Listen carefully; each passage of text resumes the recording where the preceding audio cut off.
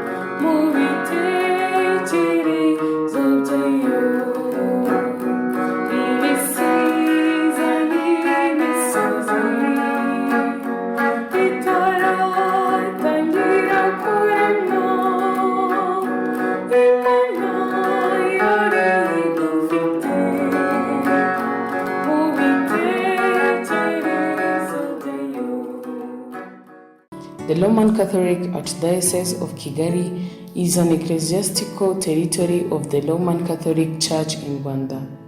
It was elected from the Archdiocese of Kabgayi by Pope Paul IV on April 10, 1976, by then with the suffragan sees of Butare, Byumba, Cyangugu, Gikongoro, Kabgayi, Kibungo, Nyundo, Ruhengeri. It is the only archdiocese within Rwanda. It is under the Archbishop Antoine Kambanda. Our focus in this archdiocese is on the parish called St. Pierre Cyahafi, commonly known in Kinyarwanda as Parroisse St Pierre Cyahafi. St. Peter's Cyahafi Parish is one of the 30 parishes found in the Archdiocese of Kigali, in the capital city of Rwanda, Kigali. It is located on the western outskirts of the city of Kigali. It covers the sector of Kimisagara, part of Gitega, Nyakabanda, as well as Rwezamenyo. Since its foundation in the year 2003, the parish has been under the care of the Apostolic Society of the Missionaries of Africa, commonly known as White Fathers. The parish has only 10,300 baptized Christians with 25 small Christian communities. Christians in this parish are very committed. This is exhibited in so many indubitable ways.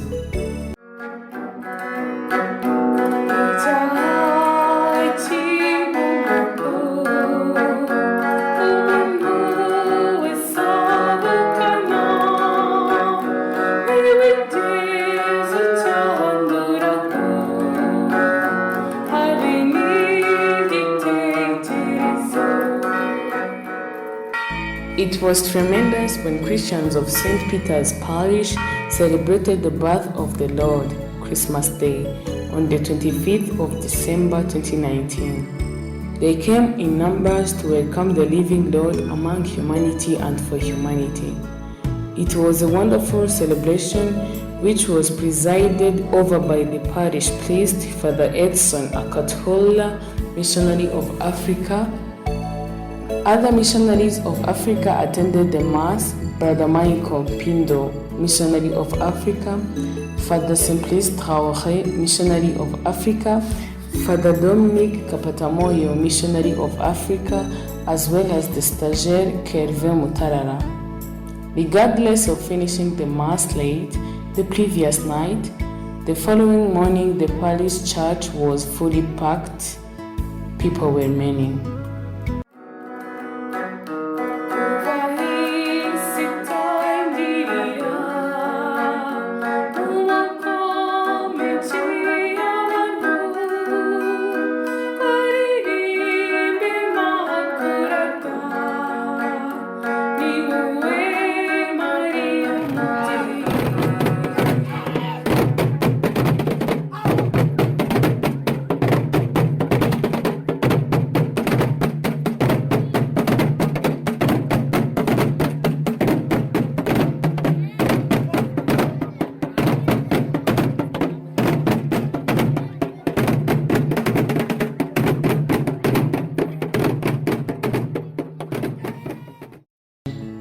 committed Christian is concerned only with living to give glory to God. She or he is not concerned about her or himself only.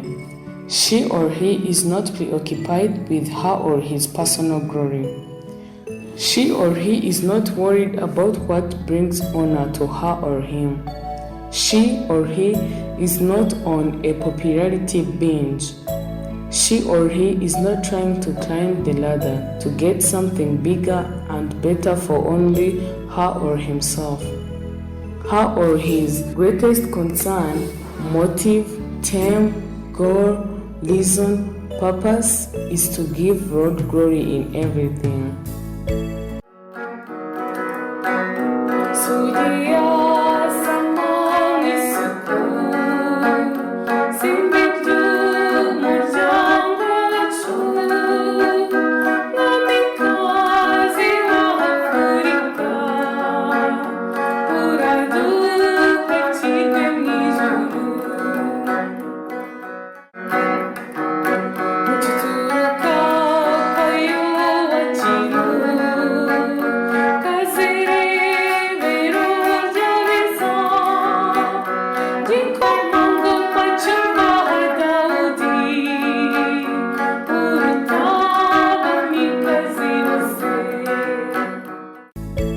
On the 31st of December 2019, there was a Thanksgiving Mass. This was the Mass in which the Christians thanked the Lord for all graces received in 2019, thereby asking for more graces to welcome and live in the brand new year 2020 with faith. The Mass was presided over by the curate of the Parish, Father St Pierre Cyahafi, Missionaries of Africa. Then, the following morning, the 1st of January 2020, the Christians showed up for another Thanksgiving Mass.